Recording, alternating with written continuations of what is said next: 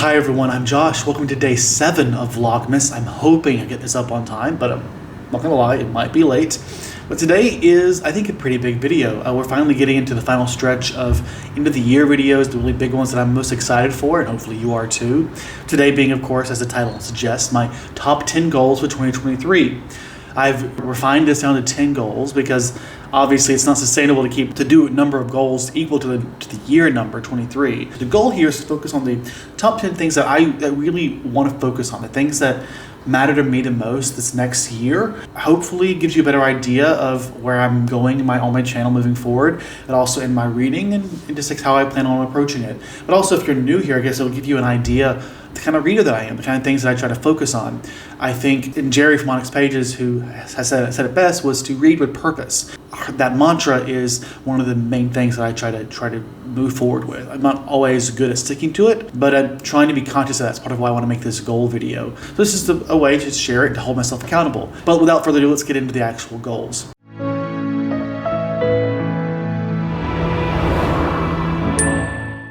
The first goal is the same one I have every year. Read 100 books in 2023.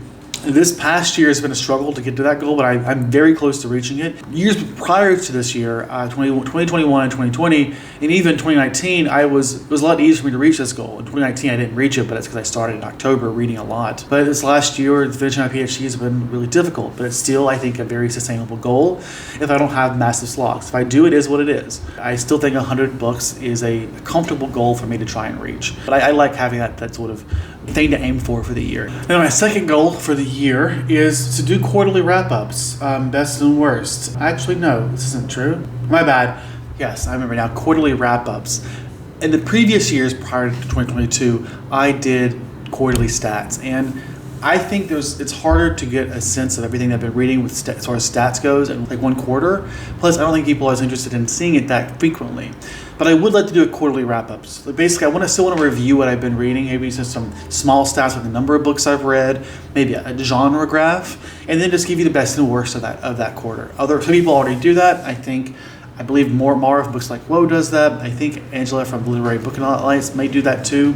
I like that approach. I think it's a more sustainable one too, because doing this heavy stats every quarter is actually a lot of work, and I just haven't been able to keep up with it. And the result being, I haven't done any stats this year.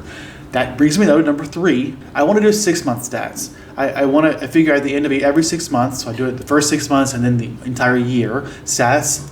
It should be easier to do. So I do it twice a year, one for the first 6 months, one for the entire 12 months. I think that would be more interesting personally for you and easier for me as a creator to be able to actually meet that goal. And finally, not finally, what's wrong with me? Number 4, not even close to finally. 1/3 of my books I feel like should be intersectional authors.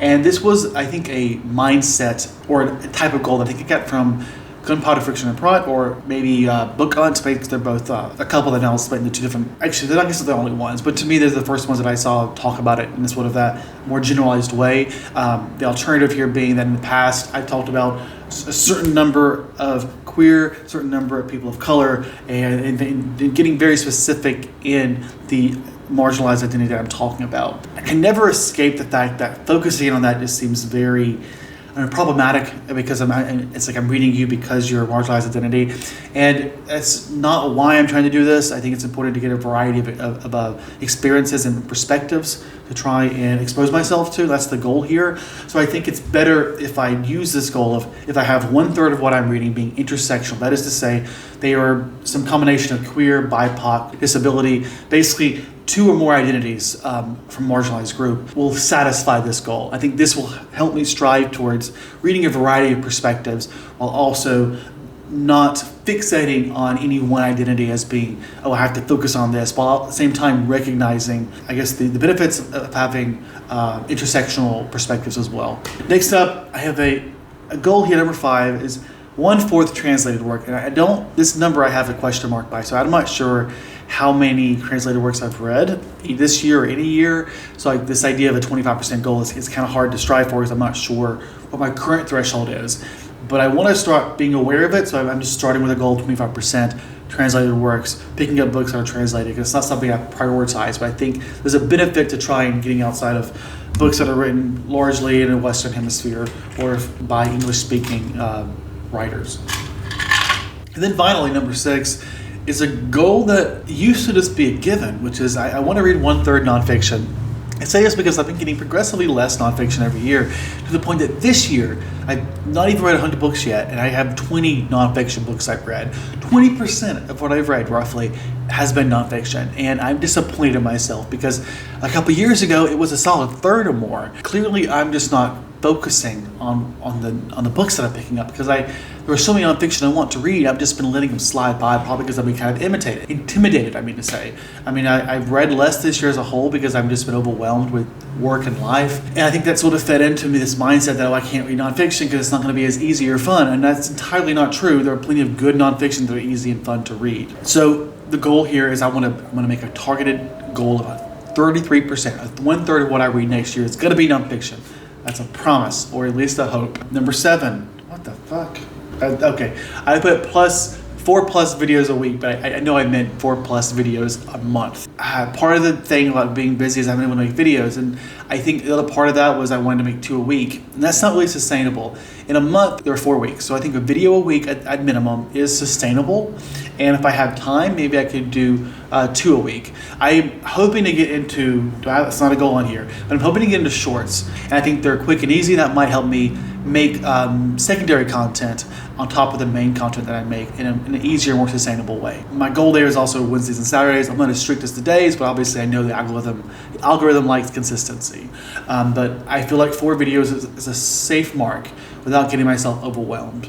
Because I have this problem where I won't have time to make videos, and then when I do, I'll make a bunch, and I want to get eager. I tell myself, I want to make 2 videos a week now, so I post 2 in a week, and I'm done in like a week or 2, and I have no more content to give out. When if I just focus on the fact that I'm doing 1 a week, at least, I'll have that content to spread out. I just have to have some patience. I get excited when I make a video. I really want to share it immediately. So I'm not good at doing pre-content. I'm that way with everything, from food, life, TV show, book. I always want to get to it as soon as possible if I'm really excited about it.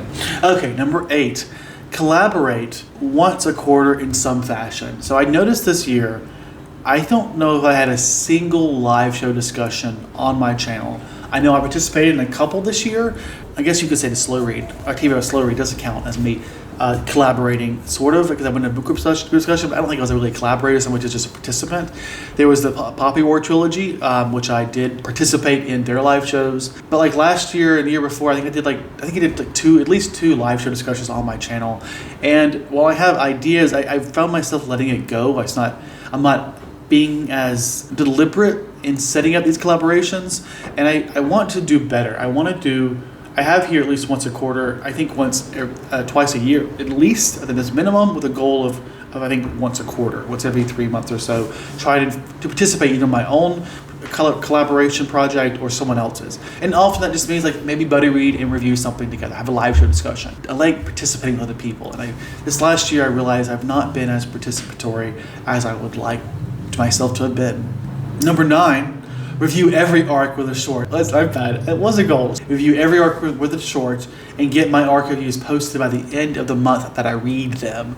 I have a problem of not writing arc reviews after I read them, and so I have a bunch of books that I could be reviewing that I've already read on Netguy that I haven't done. So this goal is sort of twofold. Make sure every time I read an arc, review it on a short. That's not to say exclusively on short. If I really feel compelled about a book, I'll do a full review.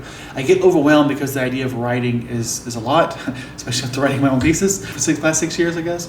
But really, I need to remember that reviews don't have to be these epic essays, even though my instinct is to try and craft one. And of course, the more I overwhelm myself with that expectation, the harder it is to write anything because I wait too long to remember and don't remember what I actually read. And then finally, a goal that I've had in previous years that I've sort of let myself go, and I'm disappointed in my own self because it sort of leaches into my nonfiction goal as well, which is to read an anti-racist book each quarter. Before I was trying to do it every month, and when I was reading 15, 20 books a month, that was easy enough to do, but when I was doing 10 or less a month this past year, it sort of fallen to the wayside. And so I think if I give myself 3 months to read a single book, it'll still make it a priority. Like within my reading scope for the year, I'll have several books to reflect on. At the same time, I won't be overwhelmed by setting myself up to fail, basically, with unattainable goals. That's sort of me trying to meet myself in the middle here. And it's not to say I haven't read Ed Teresa's books. I can think of at least 2, maybe 3 that I read this year. But still, I feel like I could do better, and I want to make sure it's a targeted goal of mine. So with that said, those are the top 10 goals for the year. This went a lot faster than I thought it would, but I'm excited. At least I'm hoping this next year goes better than 2022 in a myriad of ways. And these goals are meant to help facilitate that change. As always, I hope you all have a great day. Stay safe, and I'll see you all tomorrow on the next day of my vlogmas, aka 13 Days of Josh. Goodbye.